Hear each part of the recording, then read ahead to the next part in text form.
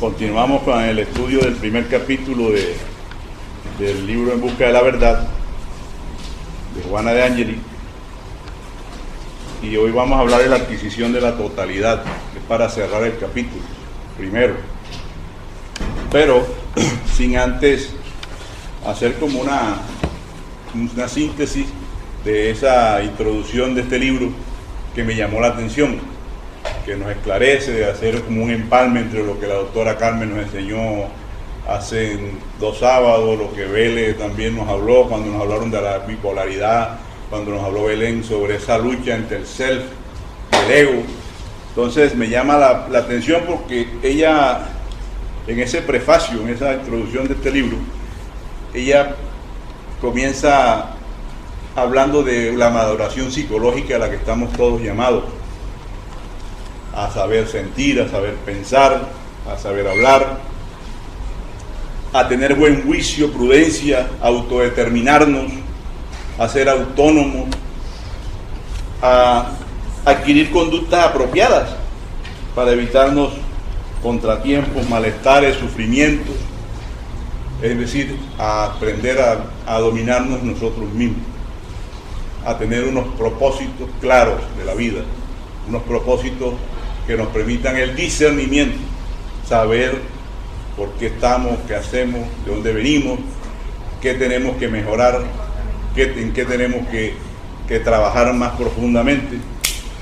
Y en ese proceso el ser, o sea, nosotros mismos, nos hemos venido liberando poco a poco a través de las innumerables reencarnaciones, de esas capas que nos impedían a nosotros acceder al conocimiento, por ejemplo, porque nos constituimos en víctimas del ego. La doctora Carmen nos hablaba a nosotros al comienzo, cuando empezó el tema de esos 2 yo que nos constituyen, que nos estructuran. Y esos 2 yo, ella nos hablaba claramente que es ese yo que es consciente, ese yo que quiere hacer las cosas bien, ese yo que quiere discernir, que quiere aprender, que quiere liberarse. Pero hay otro yo que se contrapone, que es ese yo tirano, ese yo egoísta, ese yo que quiere hacer las cosas a su manera, sin importarle la violación de derechos ajenos, ese yo que es prepotente, ese yo que necesita alimentarse de sensaciones, de placeres, esa parte oscura, a lo que le llaman las religiones, el demonio, y el otro, el ángel. Entonces, de esa manera nosotros hemos venido en esa lucha y hemos sido víctimas precisamente de ese ego, ¿no? Precisamente por unas herencias que traemos, herencias primitivas que se han especialmente concentrado en el área instintiva inferior o primitiva, porque hay unos instintos que no son malos. Entonces, siempre ese ego ha pretendido imponerse por medio de ese placer, como impulsándonos a los deseos poco loables. Entonces, en esa oposición hemos permanecido entre ese yo bueno y ese yo malo, entre ese demonio con el ángel, ¿no?, que tenemos dentro de nosotros. Entonces, de esa manera, nosotros hemos entrado en oposición. Ese yo malo, ese ego, ha querido dominar y ha chocado ¿con quién? Con la razón. Nos dice la autora Juana de Angeli en El Ser Consciente, que es que la razón, para que nosotros podamos desarrollar la razón, tenemos que alimentar el conocimiento, desarrollar el intelecto, para nosotros poder razonar.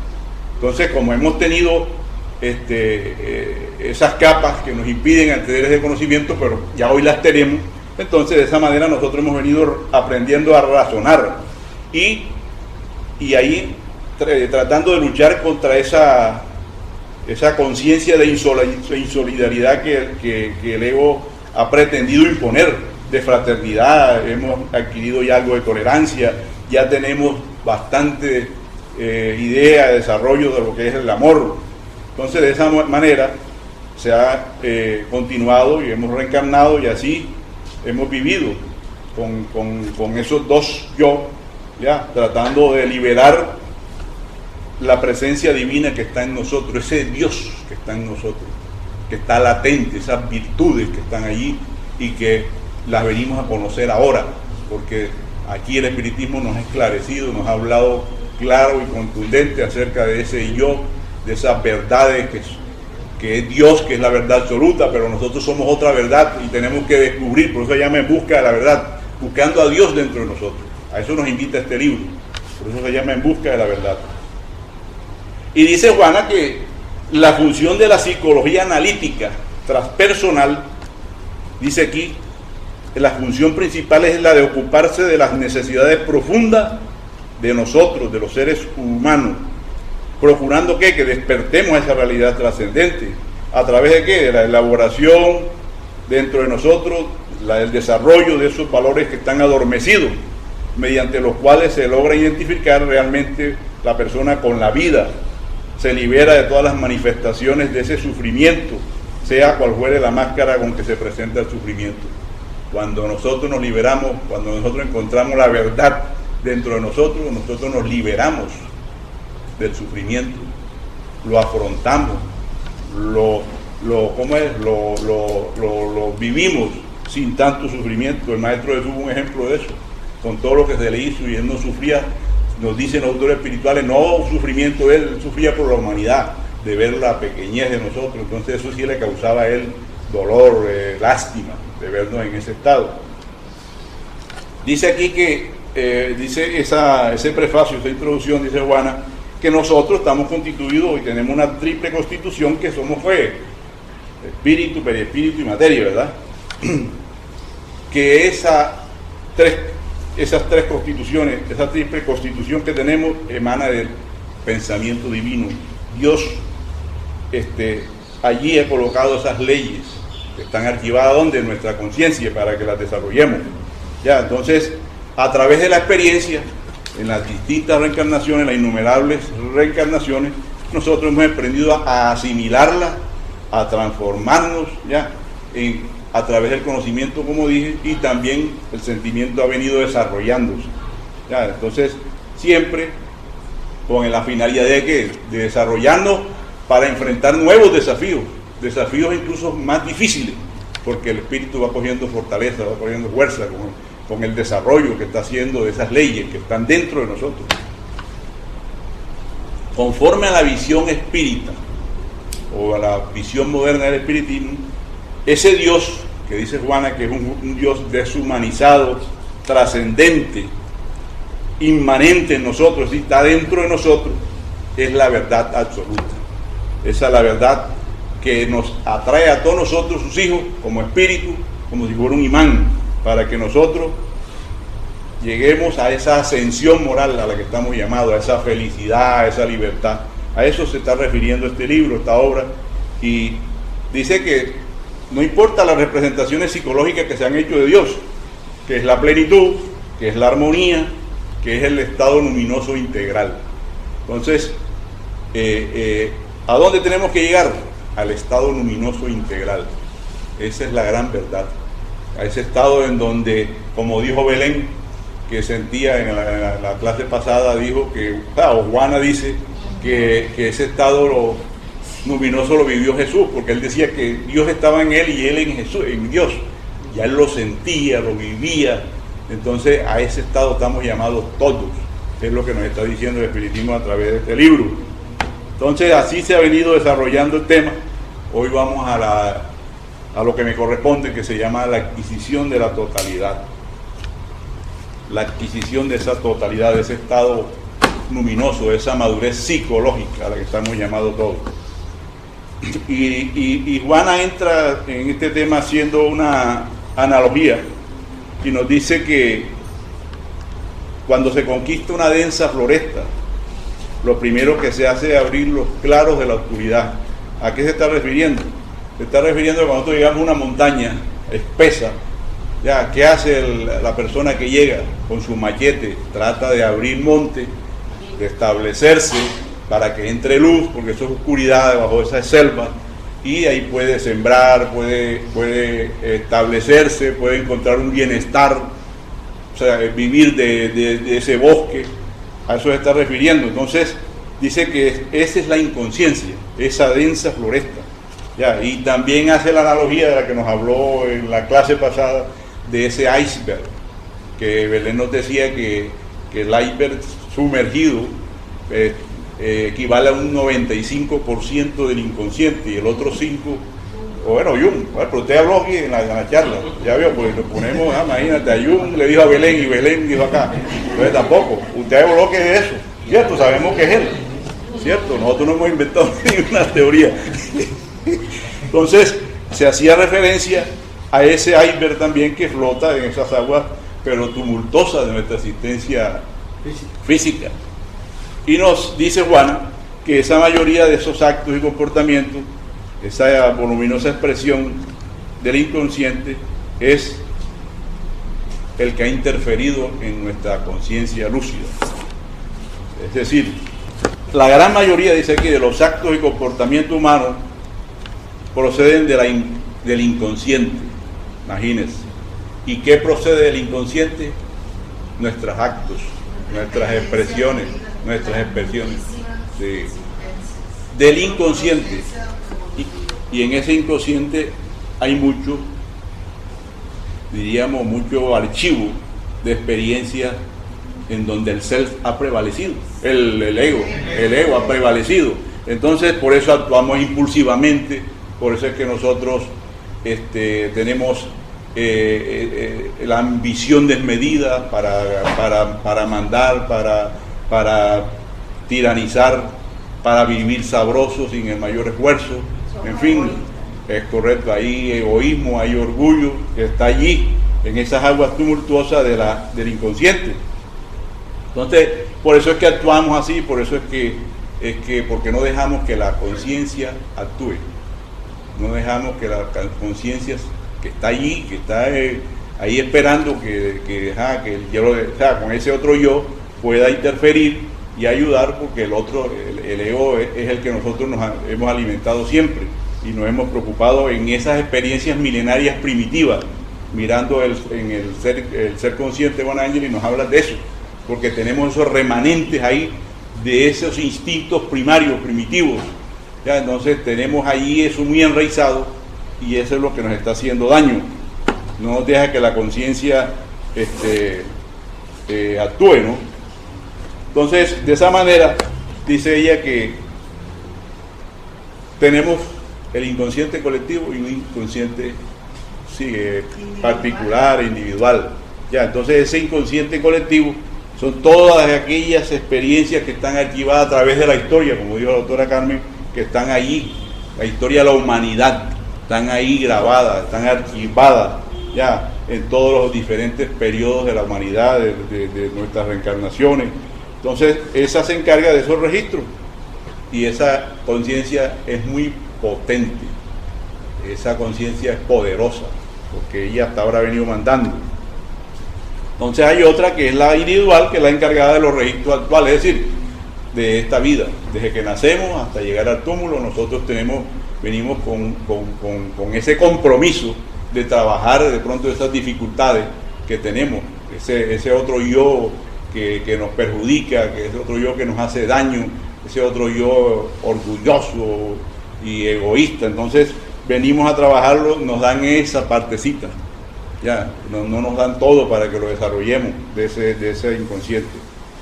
Y dice ella que hay una profunda sensatez y veracidad en la información si se toma en cuenta que el ser se ha venido reestructurando, como ya dijimos, ¿verdad?, en reencarnaciones sucesivas.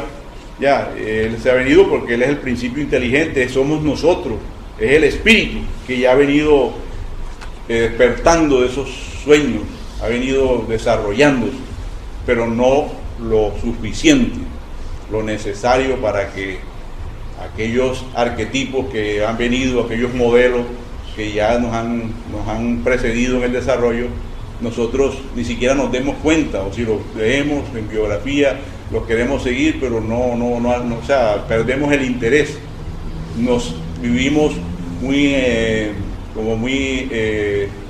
distraídos como dice también El Ser Consciente, el libro este de Juan Ángel es muy interesante sobre la conquista de la conciencia o de esa madurez psicológica. Entonces, de esa manera, nosotros hemos venido desarrollando ese Dios interno que estaba ahí dormido, ya, como dije, no lo suficiente, pero está allí y hace parte de la conciencia. Si no fuera así, seríamos unos seres primitivos, cometiéramos más errores, ¿cierto? Entonces, ya nos hemos venido concientizando de la necesidad de la paz, de la necesidad de la felicidad, de la necesidad de vivir una vida digna, del respeto a los derechos de los demás. En muchos puntos del planeta y en situaciones particulares se da uno cuenta, en personas que tienen ya ese adelanto. Entonces, de esa manera hemos venido progresando, eso es innegable, ¿no?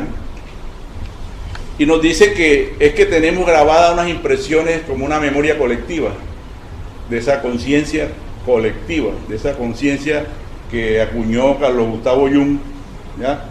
Y dice que es la base, ¿no?, de esa conciencia, aquellos arquetipos, aquellos modelos que hemos seguido y que no han sido propiamente los que nos vayan a resolver las situaciones básicas de nuestros problemas, de nuestras situaciones. Así nos dice Carlos Gustavo Jung.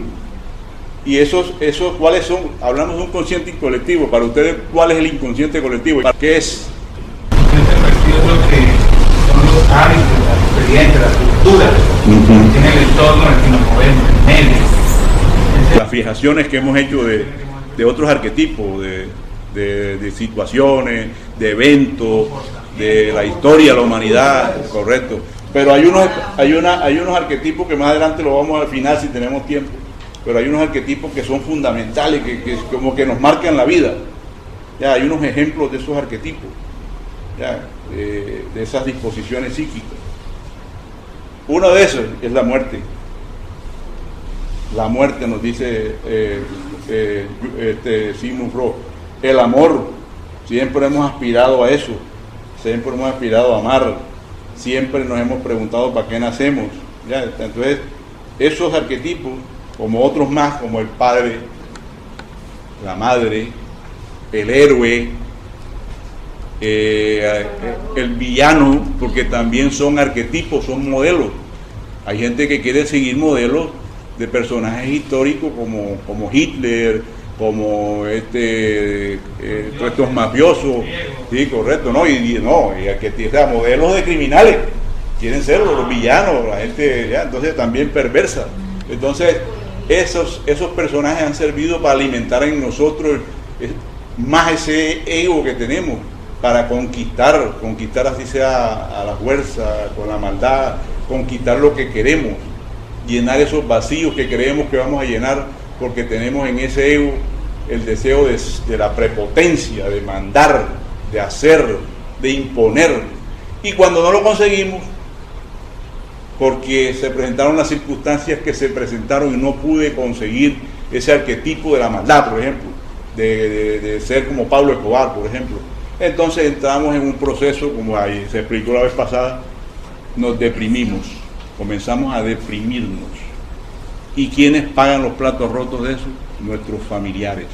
Porque como no lo podemos hacer con la sociedad, con el colectivo, entonces vamos a la casa, tiranizamos a los hijos, a la mujer, porque no podemos manifestar realmente lo que queremos, poder hacer, dañar. Entonces allá llegamos con toda esta problemática. ¿Y cuál es el inconsciente individual? ¿Qué es el inconsciente individual? Correcto, lo que le acontece y que está en el archivo ahí grabado de cada persona, de cada individuo. Entonces, esas experiencias milenarias se convierten en proyecciones, en acciones, en aspiraciones, ya, esté o no equivocada la persona. Entonces, de esa manera hemos venido actuando, de esa manera hemos venido haciendo cosas buenas y cosas malas. Y así han venido, soy yo, desarrollándose. Pero dice Juana que para que haya una real integración de esos arquetipos, debemos siempre tener presente el amor a nosotros mismos. Si nosotros queremos desarrollarnos como espíritu, tenemos que amarnos primero nosotros ya, porque ese ha sido la talanquera, el obstáculo que hemos pretendido, con esta sombra individual que tenemos, amar a los demás si ni siquiera nos amamos nosotros, perdonar a los demás si ni siquiera nos perdonamos nosotros. Entonces dice ella que es a través del amor que Jesús nos enseñó eso, ¿no? Y de esa manera que nosotros podemos desenmascarar esas artimañas que nos ponen en la sombra, tratando de hacernos creer a nosotros que amamos a los demás, que perdonamos a los demás y no nos amamos nosotros. Entonces eso produce en nosotros una perturbación, porque no nos amamos, y de allí vienen las fugas, y de allí vienen los arquetipos, los modelos que están fuera de nosotros, los arquetipos que hoy en día mueven masas, son artistas, son personas que se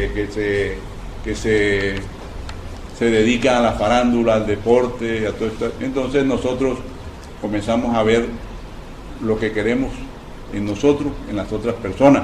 Entonces de esa manera nosotros nos apasionamos por el fútbol, nos apasionamos por el que juega mejor, por el otro, y de esa manera nosotros estamos siendo inmaduros psicológicamente.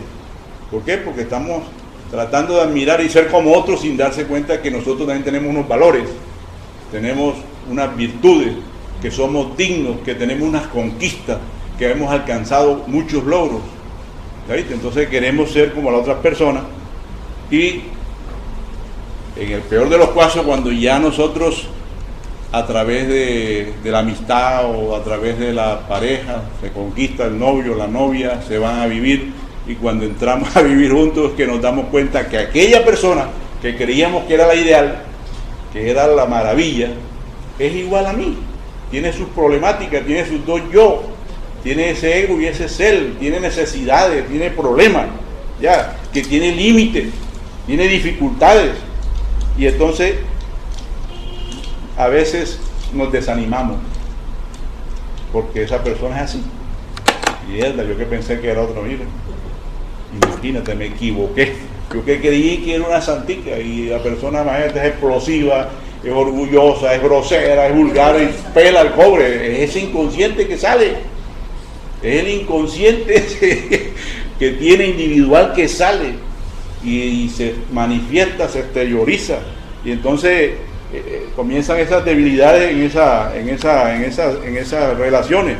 ¿Ya? Entonces dice aquí que el amor a sí mismo requiere entonces centrarse que en el respeto. Tenemos que respetarnos, considerarnos, ya, que nosotros tenemos que identificar primero que todo que hay en nosotros problemas, lo que le llaman las sombras, que hay dificultades de carácter, que tenemos nosotros que aceptarnos como somos, que no es enfrentando, como ya se ha dicho acá, con luchas, con batallas, que vamos a enfrentar nuestros problemas, nuestras debilidades. No, tenemos que aceptarlas para poder a esas dificultades, a ese ego, poderlo que orientarlo, instruirlo. ¿Quién lo instruye? El ser. Ayudarlo. Él necesita de ayuda, de apoyo, reestructurarlo, claro, para que se transforme. Entonces no es con la lucha, no es como con la peleando como si fueran dos enemigos, no, porque si nosotros nos ponemos en esos términos, nosotros vamos a terminar desilusionados, no lo vamos a conseguir, porque con la violencia no podemos acabar otra violencia, ¿verdad? Entonces tenemos que actuar de esa manera. La violencia trae violencia. Entonces, a eso se refiere. Tenemos que diluirla con esa luz de la amistad, de la comprensión, del amor. A eso se refirió el psicoterapeuta de Jesucristo. No ponerse en contra de esas imperfecciones, nos recomienda ella, de esa sombra interior. Ya dijimos, identificarla, ayudarla, ya. Y concientizarnos de que hay una existencia de un problema. Si no sabemos que hay un problema, no lo podemos afrontar, no lo podemos diluir, no lo podemos ayudar. Tenemos problemas, tenemos que entrar a considerar que eso hace parte de nuestra propia vida, de nuestro propio pasado, de todo ese inconsciente que está ahí revuelto, que pide que lo trabajemos, que se exterioriza a veces de una manera. La doctora Carmen creo que nos hablaba de eso en el primer capítulo, que cuando hacemos oración o meditación recibimos unos pensamientos que dicen, oye, pero yo nunca había pensado de esa manera. ¿Cómo? Pensamientos terribles, pero es porque se revuelve ese inconsciente impuro que hay ahí, entonces ese ego y el lodo, le habló del lodo, que llega a la memoria y dice, oye, pero mira, yo estoy ahora orando y lo que me viene es un mal pensamiento y que yo he sido esto, y será que yo soy así. Es eso precisamente, porque él necesita que lo trabajemos, que nos concienticemos, pero que lo tratemos bien, que no lo tratemos mal. Cuando los espíritus se manifiestan aquí no se les trata con violencia, se les trata con cariño, o sí con cierta contundencia, pero con amor, ya, con amor, para que puedan ellos, porque ellos están faltos de amor, ellos necesitan comprensión, necesitan ayuda. Es correcto. Entonces, ¿qué sucede? Que hay que tratarlo así, no echarlo como demonio, vaya, como hacen los exorcistas y estas religiones. Entonces hay que tratarlo con cariño, hasta cierto punto, con cariño y comprensión, porque la necesitan. Así es igual acá con el ego nuestro, con el propio ese enemigo que tenemos ahí. Entonces, si nos ponemos a luchar con esa sombra, contra ella, entonces dice aquí que nos vamos a desgastar, vamos inútilmente a gastar energía. Ya, entonces, pudiendo nosotros integrarnos con ella y pasarla para que el consciente la ayude, eso se está refiriendo.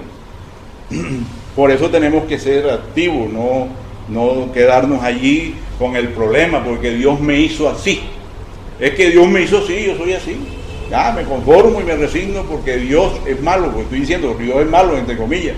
Me hizo así malo y yo me quedo malo. No, el espiritismo, Juana nos invita aquí a que nosotros nos convirtamos en seres activos, ya, que ya no comulguemos mucho con esa ignorancia, que ya identificando los errores, los problemas, ese ego, nosotros comenzamos a disolverlo, a trabajarlo, no es de la noche a la mañana, ya, y entonces de esa manera poder evitarnos, si tenemos de pronto algún poder o tenemos la oportunidad de ser gobernantes, de llegar a esos extremos, donde llegan los dictadores, donde llegan todas estas personas que tratan con violencia porque tienen el poder económico y esparcen más bien más sombra, más dolor, más resentimiento y más odio. ¿A dónde? En la sociedad, con las guerras, con todo esto que está sucediendo, que no es un secreto para nadie. Dice Juana que sí, efectivamente, que el bien y el mal tienen el mismo origen en la psique humana, ¿no? ¿Por qué? Porque ¿qué? El bien está ahí implícito, está en germen, está en nuestro corazón, y el mal lo adquirimos nosotros con el desarrollo de nuestra psique, con las equivocaciones, con los errores, es ese ego, esa sombra. Entonces nosotros convivimos con los dos, pero hemos desarrollado uno que no lo colocó Dios ahí. Entonces, ¿qué tenemos que hacer con esas experiencias que hemos vivido y que hacen parte de las sombras de parte de nosotros? Entonces debemos ¿qué? Enfrentarnos, pero como se dijo inicialmente, sin violencia, ya, más bien esclareciendo a ese ego, ya, y haciendo ver que tenemos realmente compromisos, gravámenes con la justicia divina, que tenemos que saldarnos. Y lo que le dije, por eso se dan estas situaciones entre amigos y pareja, que se produce ese rompimiento, esa fragmentación, que duran poco, a veces las uniones, cuando se sale a vivir con entusiasmo al principio, con ardor, porque la persona, son novios y ahora se casan o se van a vivir juntos, y la luna de miel y la cosa.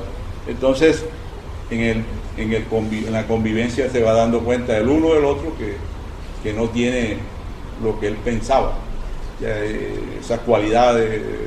Entonces, ¿qué pasa? Que dice aquí que va sintiendo una voz interior que le va diciendo, hey, mira, te casaste con este, o vives con este, o este amigo tuyo no te conviene. Entonces tú, esa voz interior que te llega, produce en ti un efecto, ¿cierto?, que tú puedes exteriorizar, tomando decisiones, abriéndote de esa persona, separándote. Entonces, así de esa manera, el uno comienza al otro incluso a exteriorizar lo que siente. No, pero es que yo pensaba, pero tú eres un egoísta o tú eres un egoísta. Y a ofendernos, a maltratarnos. Y entonces de esa manera se pierde, diríamos, la alegría de convivir, se pierde el placer de vivir juntos, llegan hasta la enemistad, a este punto, y de esa manera se rompe esas relaciones. A eso estamos llamados. Eso no quiere decir que eso sea una regla, ¿no? eso es algo que eso es lo que debemos evitar, correcto, y eso son situaciones particulares, y son situaciones particulares. Y nos advierte o nos dice Juana que debemos estar atentos a esa voz interior, que quiere que nos dediquemos a la crítica, ¿cierto? A la crítica malintencionada, ya, a los comentarios despectivos de otras personas, a hacer toda esta serie de conjeturas, de juicios, ¿ya? ¿Por qué? Porque dice aquí que es necesario que hagamos un enfrentamiento lúcido y natural para diluir esas tensiones. ¿Ya? ¿Por qué? Porque es que esos comentarios de esa crítica nos hacen daño, nos quitan nuestra mejor energía. Seguro, pierde uno, como se le baja la moral, se le baja por estar hablando mal de los demás, la maledicencia y todo esto, ¿no? Con esa mala intención que tenemos. Y dice que por lo general, cuando estamos ante una bella performance es, ¿qué es eso? Es un espectáculo en donde se combina el arte, las artes plásticas, la música, la danza. Entonces nosotros, es correcto, lo bonito y lo bello, que da un mensaje, que generalmente eso da un mensaje que debe producir una reacción social, ya, a despertarnos, ayudarnos. Entonces ni así, de esa manera nosotros también, esa voz interior comienza como a exteriorizarse en aquella persona que en aquello bello espectáculo, en vez de ir a mirar lo bello, lo bonito, lo que hace es criticarlo, censurarlo, y así en las actuaciones de las otras personas, a censurarla, a buscar la forma de disminuirla. Dime, Irma. Allí es tan negativo el hecho de la ausencia del autoamor, como también el otro extremo, que es echarle las culpas al obsesor. Sí. O sea, son los dos extremos, ¿no? Que es que yo hago esto. ¿Para cuál obsesor? ¿El encarnado o el desencarnado? Explique, o a los dos. Ahora sí, porque es que a veces tenemos los espíritus de echarle la culpa a nada más los desencarnados y nosotros chévere, pues. No, si no. Dice entonces Juana, sigue diciéndole que esa tormentosa sombra que está dentro de nuestra psiqui forma parte de ese ego y espera la valiosa contribución del ser para liberarla. Y que esa sombra hay que considerarla como una cuestión moral, ya, no ocultarla, como dijimos, con sacrificio ni maltrato, no autoflagelarnos tampoco. Ahora tampoco vamos porque somos malos a echarnos encima toda la culpa, vivir de la culpa, porque la culpa también nos va a hacer daño, ¿ya, Alex? O sea, nos va a hacer daño y no nos va a dejar progresar, no nos va a dejar que activemos ese ser. Entonces tampoco debemos quedarnos en eso, ¿ya? Y si tenemos tentaciones, pues tratar de que esas tentaciones las diluyamos con otros comportamientos que sean diríamos, loables, agradables, ¿cierto? Que los tenemos. ¿Ah? Sí, correcto. Entonces, de esa manera no debemos tampoco nosotros perder, pues, creer falsamente que todo aquello que sucede y que nosotros creíamos que lo habíamos superado, por ejemplo, esa sombra, y de pronto ella irrumpe, ojo con eso. Pero yo pensé que yo ya había vencido el mal carácter, pero nada, mira, irrumpió, eclosionó, y yo pensé que ya yo eso lo había superado. No debemos tampoco darnos látigo ni sentirnos digamos, culpable ni afligirnos. ¿Por qué? Porque a veces tenemos la falsa idea de creer que ya hemos superado ciertas dificultades morales y ellas irrumpen en cualquier momento. De pronto con menos intensidad, con menos daño, ya no llegar hasta maltratar físicamente a alguien, pero si tiramos objetos, maltratamos verbalmente, de palabras, y a eso hay que, nos advierte Juana, que debemos evitar. Sí, correcto, con el pensamiento, eso sí es verdad que ese no falla. Eso sí es automático. Entonces debemos, dice ella, esa sombra debemos devorarla, pero integrándola a nosotros, a nuestra psiqui, incorporándola, ya, y de esa manera pues nosotros vamos poco a poco con nuestras expresiones de amor, con humildad, ir trabajando lo que realmente nos corresponde trabajar de ese ego particular, porque es que ese es el que traemos ahora, esa problemática, ese inconsciente particular, que es el que nos compete a nosotros trabajar, ¿cierto? Que lo traemos en una reencarnación desde que nacemos hasta el día que desencarnamos. Entonces nosotros tenemos que trabajarlo así, con el amor, siempre lo que dice el maestro, el amor. Y mire lo que dice, que reconocerse imperfecto como realmente se es, y que somos portadores pues de úlceras, de cicatrices morales, es un acto de humildad. Cuando nosotros reconocemos nuestros errores, nuestros problemas, es de humildad. Pero ojo, porque esa humildad se puede, la sombra es tan sutil que puede utilizar esa humildad y convertirla en apariencia. Y entonces tú comienzas entras en ese proceso ya de que tú a sentirse nada más que eres culpable, víctima, que no tienes el derecho a la ayuda, que no tienes el derecho a nada, y entrar en eso. No, dice aquí que no hay algo más desagradable y mórbido que la falsa humildad, ¿ya? Esa falta de humildad, o lo que le llamamos nosotros personas hipócritas.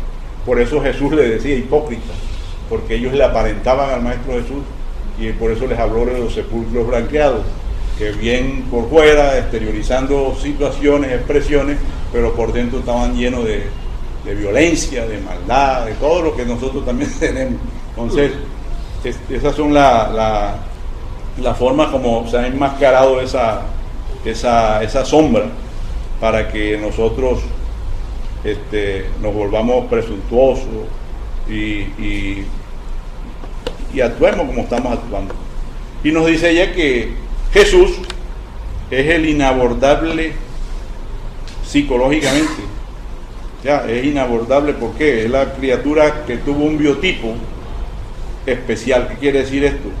Que Jesús, hasta en su constitución física, en su cuerpo, fue perfecto, no se enfermó nunca, caminaba distancias inconmensurables, era una persona que no se tiene noticia que se haya enfermado, tenía una belleza singular. Entonces es un biotipo especial, que no ha venido otro igual a él. Ya es el estado luminoso que él había conquistado, el que estamos llamados el estado luminoso. Ya él percibía, sentía a Dios, ¿ya? En todo momento. No era hoy un rato mientras meditaba nada más, no, siempre estaba con Dios ahí. Entonces dice así que él nunca se subestimó, él nunca despreció a nadie, ¿ya? Él nunca hizo juicio de nadie. Ese es el modelo, ese es el arquetipo a seguir, ¿ya? Él se refirió siempre a sí mismo, a él, como enviado, como el Mesías, como el Hijo de Dios, como el Salvador, como la luz del mundo, el pan de vida. Se refirió a él, pero porque ya tenía autoridad moral para hacerlo, ya, porque ya él conquistó ese ser, ya él se conquistó, ya él conquistó ese Dios que estaba ahí, ya lo desarrolló, y por eso hablaba de esa manera, ya, porque ya tenía autoridad. Y dice ella que, ojo, que entre la humildad y ese exhibicionismo hay una gran diferencia, porque hay muchas personas que se tornan humildes de apariencia, pero está enmascarada, como dijimos, porque está esa presencia de esa sombra dominadora en esa conducta psicológica.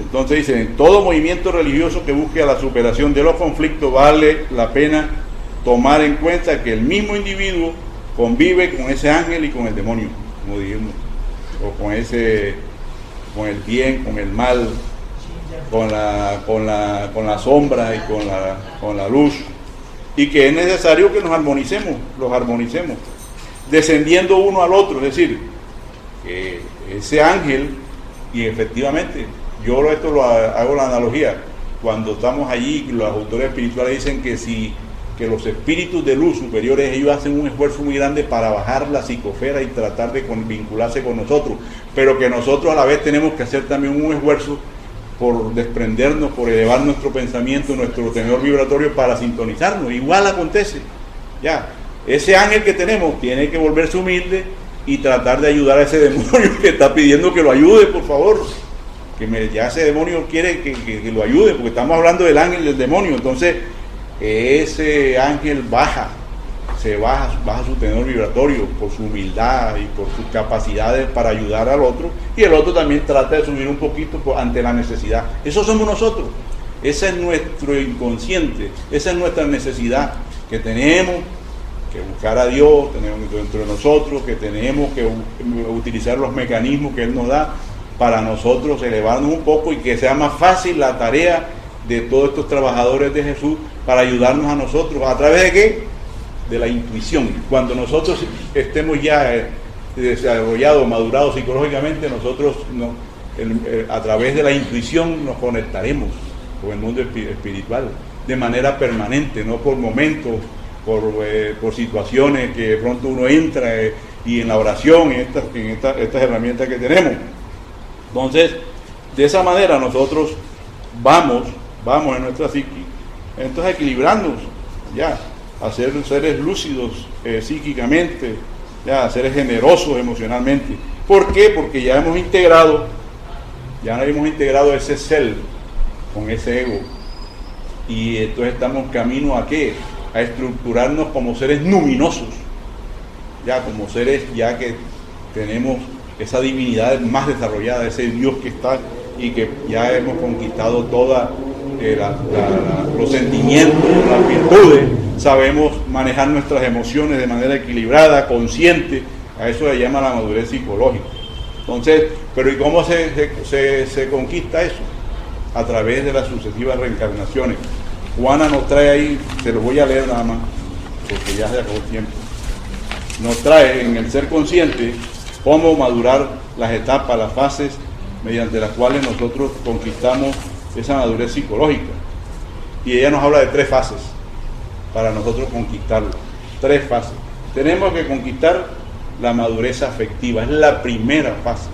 Y dice ella, es que como somos seres gregarios, es decir, que tenemos la necesidad de integrarnos, de ayudarnos, a través de nuestra historia nos hemos venido asociando, ¿verdad? En clanes, en tribus, en todo esto que que se viene desarrollando desde el primitivismo hasta el día de hoy, para poder desarrollar y expandir sentimientos. Entonces hay que pasar por esa fase de madurez, de madurez afectiva.